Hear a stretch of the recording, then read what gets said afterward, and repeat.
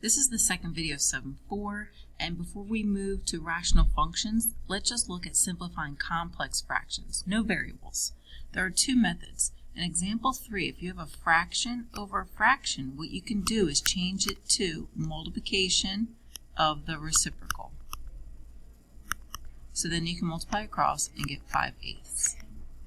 So same thing with number 7. Let's change this to multiplication by the reciprocal. Now you can multiply across and get 18/40ths, and then you'll have to reduce. Or you can reduce first. 6 and 8 are both divisible by 2, so it becomes a 3 and a 4. And now you can multiply across and get 9/20ths, which is the simplified answer. Number 8. Change the division to multiply by the reciprocal. Multiply across, and we get -7/20ths.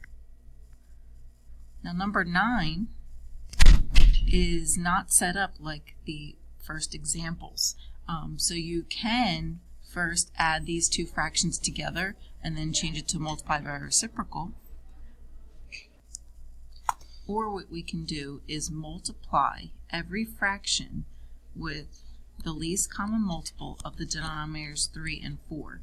The least common multiple will be 12, so I'm going to multiply everything by 12.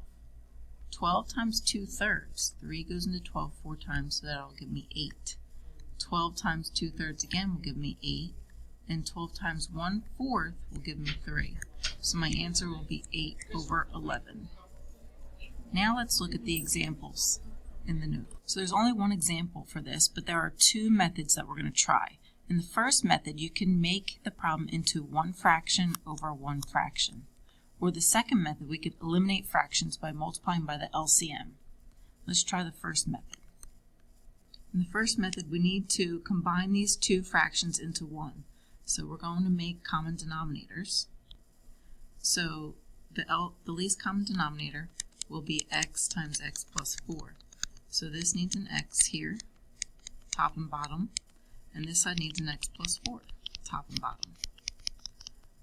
Now, ignoring the numerator for now, in fact, I'm just going to rewrite the numerator. This denominator becomes x over x plus 4 plus, distribute your 2 through, 2x plus 8 over x plus 4. I can then add these two fractions together, since the denominators are now the same. X plus 2x plus 8 gives me 3x plus 8. Now I have a fraction over a fraction. So in the first method, we can now change it into multiplying by the reciprocal. I'm going to flip the second fraction over.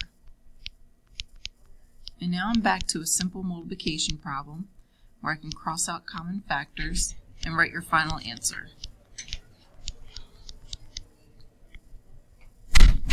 Let's try method 2. I'm going to start out by rewriting the problem. Looking at each of the denominators, I'm going to then decide what the least common multiple is. And the least common multiple will be x plus 4. So I'm going to take this and multiply it to every fraction. When I multiply it to the numerator, the x plus 4's cancel and I'm left with 5x.